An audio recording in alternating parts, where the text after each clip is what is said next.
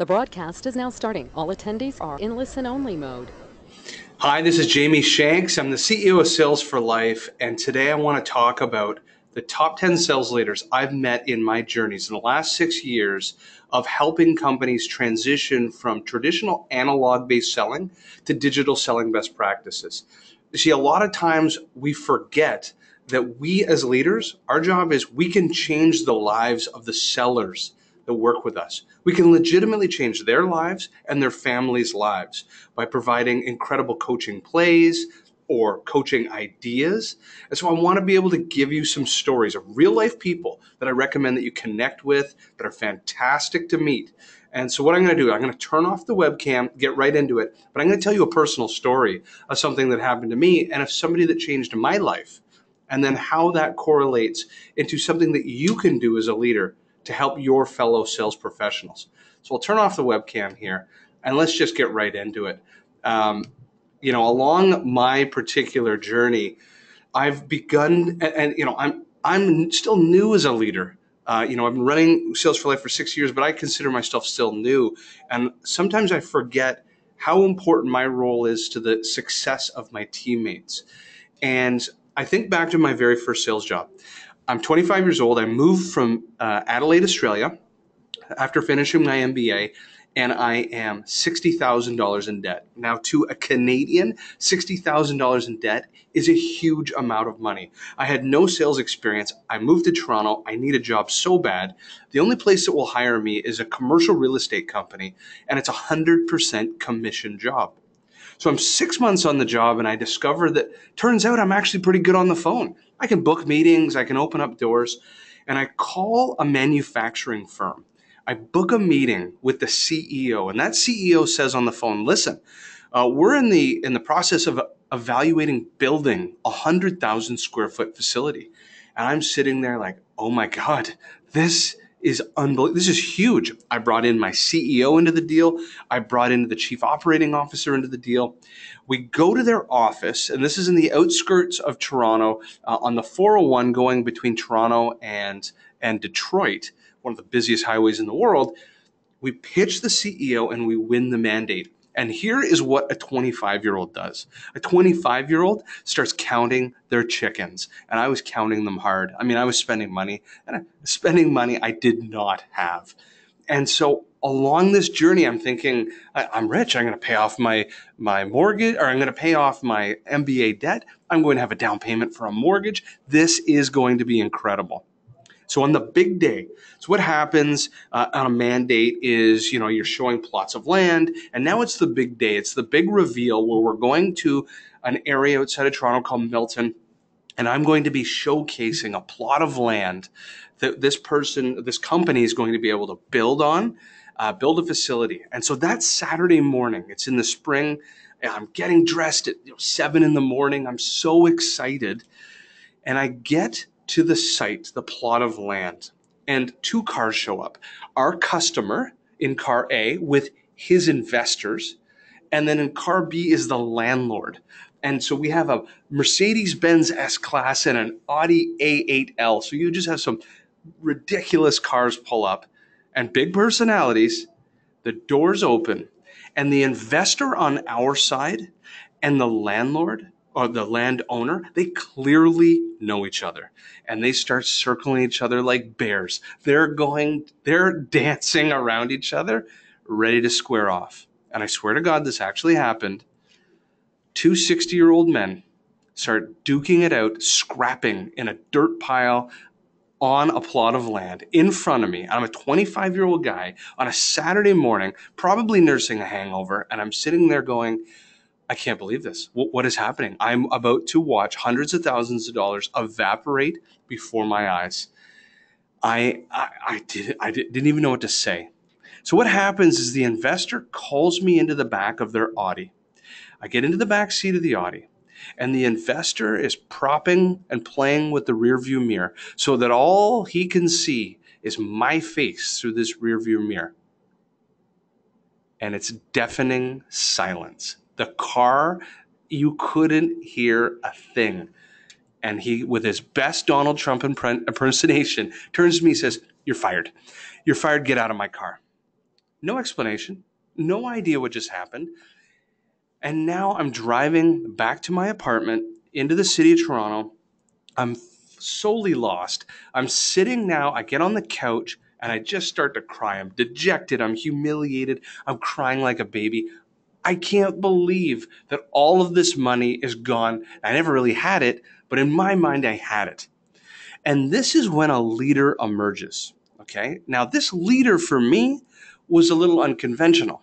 This leader happened to be my roommate. Okay. Now, he wakes up probably from the night of drinking, wearing a bathrobe, probably if I recall, he ate a slice of pizza on the floor.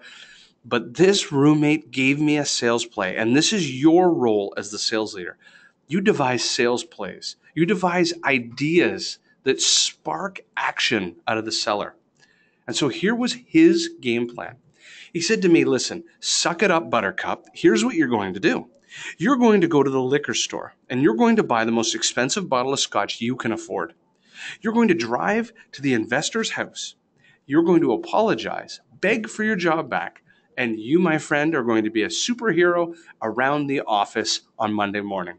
And imagine you're holding your head, you're crying, you're like, oh my God, I can't believe what's happening. And all of a sudden, I was overcome with, this is an incredible idea. Fantastic idea. So, 15 years ago, I go on the World Wide Web, and back when people actually left their addresses and their phone numbers online, did a quick search, bam, figured out where this gentleman lived. I drive up to his house. So it's an hour's drive north of the city to a gated community.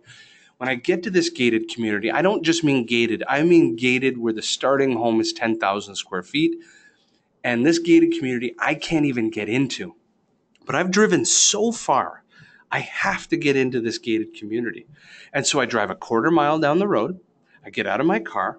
I hop and scale the fence and start running down the road with a bottle of scotch. I am on a mission. I am going to complete this mission.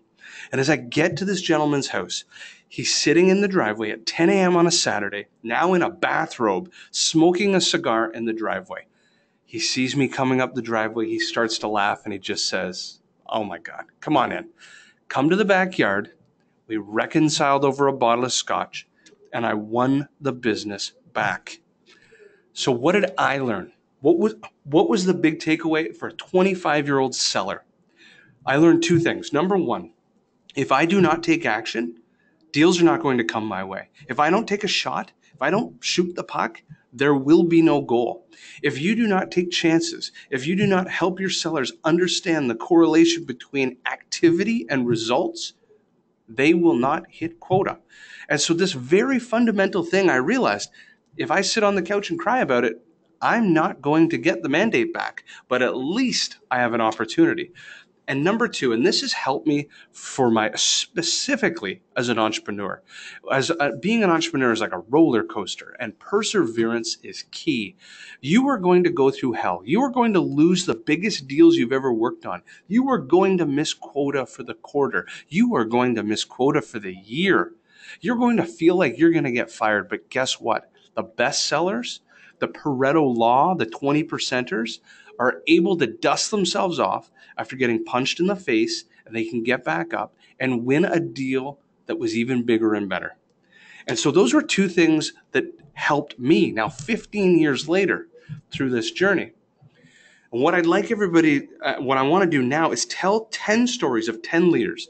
So at Sales for Life, our job is we're a training and advisory company that helps transition sales teams from a state of analog to digital sales best practices. Social selling is a common key word for this driving force, this change management. After training 100,000 sellers and 300 global mandates, I have seen the good, the bad, and the ugly. And unfortunately, it is very much Pareto's law. There are very few great leaders, but the great ones I've taken note of for the last 6 years. And what I want to do is help you, number one, meet these leaders. Number two, reach out to these leaders. I think they're fantastic. Number three, learn from what they did specifically to drive change. And this could be any change. This does not have to be digital selling or social selling. What I want you to learn from this is what they're doing. So I'm going to start at the kind of a chronological level. And the first one is about mobilizing new ideas. I want you to meet Jen. Okay. So 1 year ago, Jen, she's brought in, I think 18 months ago, into the Microsoft inside sales division. And she sees that the sellers are not leveraging the digital tools that even Microsoft owns, like LinkedIn as an example. And she sees a massive opportunity and then obviously a massive risk if the owner of LinkedIn is not digitizing themselves.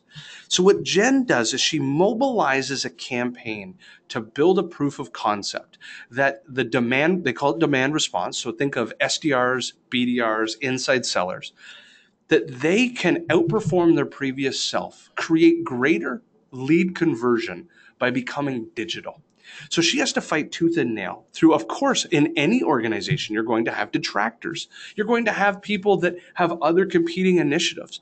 She builds a proof of concept between a US office in Fargo versus their Dublin office. She proves that there's a doubling of lead conversion from what they would call MAQL, so marketing qualified lead, to TQL, so kind of telephone accepted lead. From there, she's not done mobilizing. She then has to mobilize these ideas we can't just do this in one center. We have 8 centers around the world.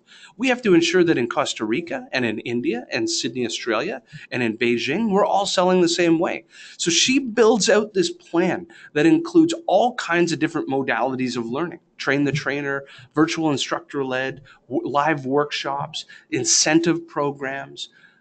The point of this story is I meet all kinds of leaders that say, I'd like to bring in that tool, or I'd like to bring in that program. I woulda, I shoulda, I coulda. Jen, in 12 months, went from ideation to bringing in a global program that has now enabled 1,800 sellers around the world, and she did that in 1 year. What she has shown is the perseverance. She has a passion for the change. She knew she was going to come up against naysayers. She had multiple times you have to come up against budget constraints. But that's what a great mobilizer is willing to do. They're willing to look for continuous improvement, even in the face of challenges. So I highly recommend you meet Jen. Number 2, Tony Mangrum. Love this guy. He's fantastic. Tony Mangrum brings us in 3 years ago to HireRight, sells to the human resources sector, so HCM.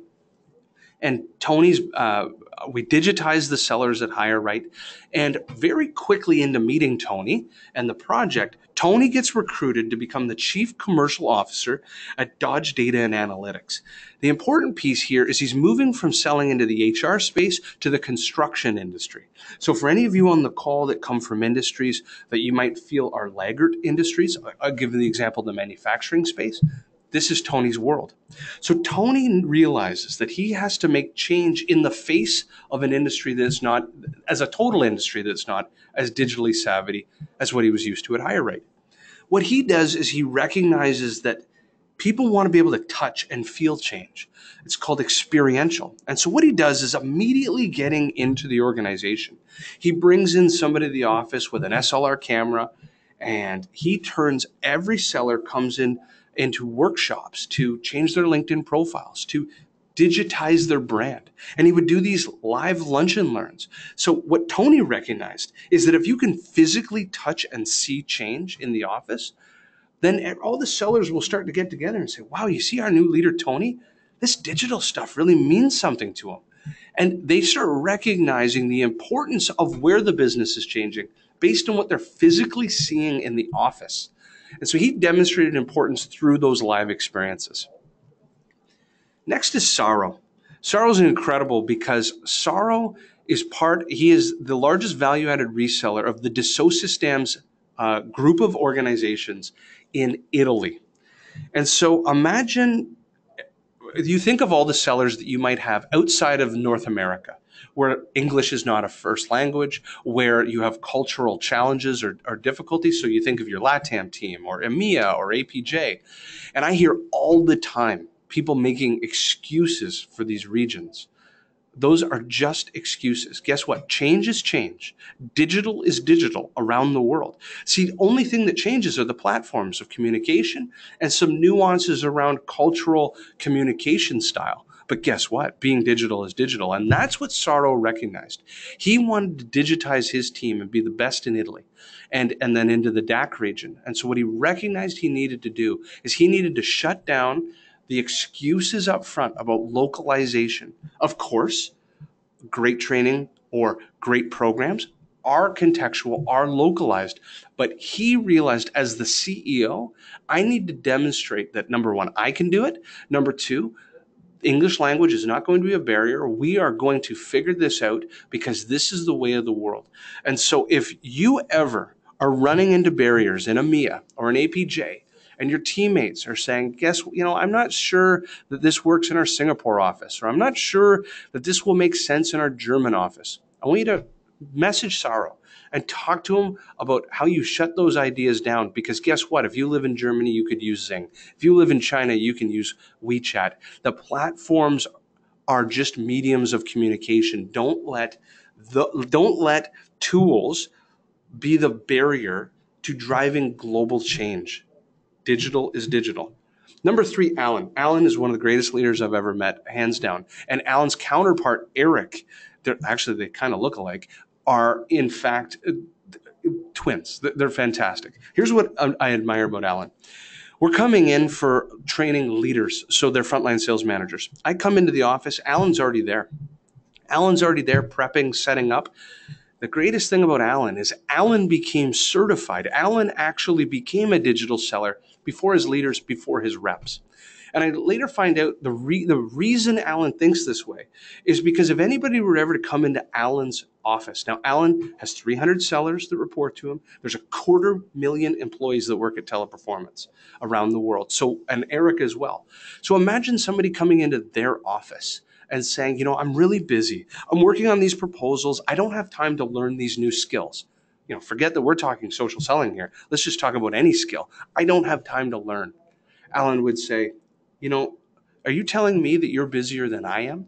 Because I've already done this. I've already mapped out where I want to go. I've already become certified. So if you're going to ask people to do something, you can lead a horse to water, but you must take a drink first.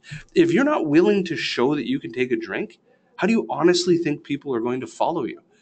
And actually that kind of flows into the next gentleman, Jim. And Jim, this was a great story because what I see leaders do is many of them treat learning as an event. So what will happen is they'll learn a new skill and they'll believe that through osmosis, it's just somehow creeped its way into people's DNA and that they'll be able to do this forever. But what Jim recognized is post-certification, months later, I need to reinforce what's just been learned. So Jim actually brought his Irish, his Scottish, his English team into his office and they began, this is months after, began building plans, account-based sales development plans, where they would reverse engineer key accounts and then develop actual sales plays. What makes this a great story is I believe there's two types of people in this world. There are ditch diggers and there are foremen. So there are the foremen. I believe that there are then those that can point at a ditch and just tell people what to do. And then those that can actually pick up a shovel, get in the ditch with their team and start digging. And this is the sign of a great leader. Somebody that is willing to roll up their sleeve and say, okay, sellers, let's get together. Let's talk about our top 5 accounts. Let's actually build key sales plays just for these accounts. Let me show you that this is what I would do if I hit the phones. Here's what I would say on a proposal. Here's what I would do in demos. That's what a leader does. A leader actually builds plans with the sellers. Doesn't tell them to go off and write a business plan and come back 2 weeks later. Reach out to Jim if you want to learn what it's like to actually pick up a shovel and work with the team. Next is Jen. Jen, master at communication and master about understanding the fine balance between measuring or communicating with carrots and communicating with sticks. And what I mean by that is there is that gentle balance of helping encourage sellers to push their own boundaries of learning and development, knowing that learning does correlate to revenue. And then there is that stick where you need to have that fine balance to recognize if I don't push you as a leader, I'm not doing my job. And so what Jen would do, and actually there's there's a great saying about training that 50% of learning and development is what happens as the leaders are walking in the room with the sellers and what happens as the leaders are walking out of the room. And what I mean by that is demonstrating the importance through their what they say and how they say it. If you're walking into training with a positive attitude, if you're walking out of training with a positive attitude and you're reinforcing and contextualizing it and showing high spirits, the sellers notice this. And so what Jen would do is after every training event, after every virtual instructor-led learning, she would take a moment to contextualize, okay, team, here's what we just learned. Here's what it means to us. Here's how we're going to do it. Here's how we're going to be strong. And she wouldn't just use email. You could use the phone. She would meet with people one-on-one. Great communicators realize that just because you've learned something once doesn't mean it's crept in forever. I'm going to take a moment to help each and every one of you on my team understand what was just said, what does it mean to us, and how do we execute this play? And Jen then bleeds this story then into, say, Chris at Sprint. And Chris did an excellent job. So he's on the enterprise side, the West Coast of Sprint. And what he recognized is that creating change, like digitizing the sales professionals, it doesn't happen overnight. And guess what? You're not going from zero to hero and you're winning $100,000 or $1 million deal in the next 2 weeks. But that's where we're ultimately trying to get to. So what Chris did is he took a moment and every week on his all hands calls, on his team calls, he would tell stories, just like I'm doing right now. But the stories start at the subjective or the anecdotal. And, let me tell you the story about what Susie did. Susie, maybe you jump in and tell us about the meeting that you just booked. Or tell us about how you unearthed a new opportunity, an account we didn't have in our CRM. Or a couple of weeks later, hey, Darren, tell us the story about how you took that dead account and you revived it. It's been dead for 2 years. So what happens is week by week, the stories start to compound. Number one, if you start recording these stories, you now have all kinds of intellectual property for your new hire training and for evidence for the naysayers and for sellers outside of your group. And eventually, if you learn to document this properly in your CRM between leads and accounts and opportunities, you start to actually generate reports on results. And now your subjective turn into objective. And now you have real data that you can show people. And then it becomes irrefutable. You have the data to move the needle in the organization. And as you start approaching learning, and as learning is becoming a part of the business, you want to start thinking about how do we make this fun? How do we maybe end this with a bang? This learning section or module or process. And so what Howard did, and I love this, is Howard came to us and he said, okay, how do we make this a ton of fun? How do we make this where it's an entire global cultural kind of phenomenon? And so what we devised was take from the United States Shark's Tank or take from Canada and European Dragon's Den. And what if the hundreds of sellers who are creating opportunities at Lexmark Kofax actually took a moment to document the opportunities they were creating? And they submitted these opportunities into a panel. And what the panel would do is then comb through them and select 3 or 4 people that would then pitch these leaders just like Dragon's Den or just like Shark's Tank. So that meant that they flew into Anaheim, sat in a room, and legitimately pitched leaders like Howard and the chief marketing officer. And now all of a sudden, you have this fun, compelling event where people knew they were winning awards. They were going to get fantastic recognition around the organization. So these people prepared. They built videos. They built PowerPoint presentations. Why is this also important? You've just created dozens or hundreds of bits of intellectual property of learning through peers. Imagine they're all documenting 3 to 5 minute videos on how they're actually doing things. And so this all started to compound and compound. The first prize was able to win 2 casino deals in Europe. They were out of their United Kingdom office, wins a MacBook Air, wins all these prizes. It was so much fun. And this is a great way to gamify it beyond the basic leaderboard thing that we all know. There's ways of, again, combining experiential events with making it fun. Now we have to continue to think bigger. And this is Debbie Dunham. This is thinking big. What Debbie's thinking is, I have just created an 1,800 and growing by the hundreds, it seems, by the week, a digital sales organization. What I need to understand, or what I need to bring forth, is Aristotle's definition of synergy. The whole is greater than the sum of its parts, meaning the whole of this Microsoft ecosystem is greater than the individual skills of individual people. How do I make this a community, a real community that will grow beyond what they've learned in advance and will be able to be taught from one new hire class to the next new hire class, to which point this becomes a part of culture? They created something called the Digital Selling Champs. And while it's still in its growth phase, or beginnings to growth phase, the Digital Selling Champs is where every office around the world is bringing forward learning experts that would get together either virtually or in person, say on a monthly basis, and they will share stories from what they're learning in the Fargo office, in the Costa Rica office, in the Dublin office, and now you are creating an immense amount of intellectual property. So you're not creating, you don't have random acts of social anymore. You have an entire ecosystem of documented learning on what works in one nation doesn't work in a next. What is a new way of communicating that another nation hasn't thought about? Start thinking big, start thinking scale. And then finally, how do you put all this together and measure this? How do you make this correlate? And this is what Andrew did better than any customer we've ever seen. And partnering with Chrissie Walsh, who I have to give a shout out at CA. 4 years ago, when we started working with CA Technologies, Andrew and Chrissie had a simple theory. And that theory is that those that are willing to learn a new skill and actually apply that skill in the market are going to outperform their previous self and their competition and their peers. And so what they did is they took a learning program, they used our social selling mastery program as a litmus test. And what they realized was, by looking in their CRM and then correlating that against people that gave up halfway, or those that actually became certified. Like, this is just like university. There are those that quit after first semester or second semester. And then there are those that went the whole 4 years and graduated.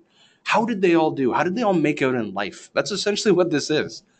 Well, those that actually did 100% certification created 55% more pipeline and 38% more revenue in 6 months over those that quit halfway. And you know what? I actually think it has nothing to do with social selling.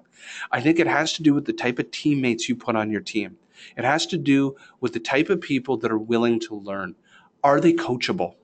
And so this is an example where now they can start looking for certain skills in their new hire, or during their actual recruiting process, during their new hire. They can start testing existing sellers and realize, am I working with sponges or am I working with hockey pucks? Like, who's here to learn and who's here to run the same sales play they ran in the 20th century? That's what the kind of leaders that are thinking, if I'm going to grow, because guess what? The buyer has changed more in the last 5 to 10 years than they have in the previous 100. So how are my sellers going to evolve with them? So ultimately, I hope that I've given you some great stories. In the next 5 minutes, I'm just going to wrap it up with some key takeaways. But if you're going to be a great leader, you're going to number one, I'd connect with these people. Number two, I would think about how I'm going to lead from the front. And I'm going to give you 4 takeaways. Number one, don't guess. Like, honestly, don't actually walk your sales floor and think, oh yeah, my team's on LinkedIn. They use LinkedIn Sales Navigator. Yeah, I think they share content. How do you know that is doing anything in comparison to meeting core sales objectives? Number one. Number two, how are you doing against best in class or your competition? So number one, you have to devise, what am I measuring myself against? Like, if you don't have a competency benchmark model, how do you even know how you're doing? And then number two, how are you going to pull that through? How are you going to assess and audit the sellers against the competition and best in class to figure out, what skills do I need to enable? Number two, please, please, please focus on being process-centric, not platform-centric. Here's the difference. A platform-centric team will say, we just invested $100,000 or $50,000 in LinkedIn Sales Navigator. We need to get much better at it. Now, let's think about that for a second. I'm the SVP of sales. I said, what does that have to do with my sales objectives? What does that have to do with quota attainment? All that you've done is just, you've given people a Porsche, and what you did is you walked around and showed them how to pump up the tires, where the glove box is, and how to change the oil. That doesn't mean that they can drive hot laps around a track in 7 minutes. That's a race. You're putting them into a race, but all that you did was show them how to shift gears. Now you got to think process centric. And I'll give you the example. If your goal as an organization is to increase sales lead conversion, that's a sales objective. Let's actually now think about an activity that we could do that could increase the probability of our leads turning into opportunities. Well, what if I'm an account-based seller in the state of Ohio, what if I actually didn't just call on the top 100 manufacturing companies in the state, but I actually reverse engineered the social proximity of each of our customers in that territory. And I figured out the 3 other manufacturing firms that our customers, our advocates, were connected to in the state. Now, it doesn't mean I have to only focus on social proximity, but I'll blend my traditional list building with some social proximity accounts. Okay, great. That makes sense, because those probably will be higher referral opportunities, higher converting referral opportunities. Great. Well, what platform could help us acquire the data required to be able to figure all this out? Well, actually, LinkedIn Sales Navigator does a great job of reverse engineering people's social networks. Great. Now, all of a sudden, you're going to teach a sales play, which is social proximity, sphere of influence sales play, to the sellers, because it achieves a sales objective. You're not just going to show them every widget and boo-bob within Navigator because you paid for the tool. So then that comes down to number 3. Number 3 is understand that sellers learn in maybe 3 or 4 key sales plays, that these are activities that highly influence sales objectives. A great digital seller is applying a trigger, insights, and referrals into an account or a group of accounts to create through action and activity to align to their sales objectives. So what you see here as an example is I'm using LinkedIn Point Drive as an example, coupled with personalized videos, because as an example, if I'm working an account, I want to be able to better roadmap the buying committee. And so Point Drive gives me data on anyone who's engaged within the Point Drive. And then what happens is the video allows me to not only track people, but also humanize and synthesize market best practices in a way I can't do in the written word. As you can tell, I talk like 500 words a minute. So these are examples of I'm going to use a platform because I know that it has a greater probability of achieving a sales objective. But I'm only going to practice 3 or 4 of these day in, day out to highly influence those sales objectives. I'm not going to be social for social's sake. And then finally, let's wrap this up. You cannot expect to transform an organization if you are not transforming the frontline sales managers. The frontline sales managers are your coach. The frontline sales managers are the ones running your one-on-ones. If they don't inherently understand how to be digital, how to look for red flags and green flags, then how are you ever going to transform the organization? And guess what? I love enablement and marketing kicking off projects of digital transformation. But the pull through long term has to stem with the frontline sales managers who work day in, day out with the sellers. They're the ones that in their one-on-ones can pull up key accounts with the sellers and look for the discrepancy of digital activities aligning to sales objectives. Only they are going to be the boots on the ground that will be able to see this. So take advantage of skilling up your coaches, your army of coaches, to become better digital selling coaches.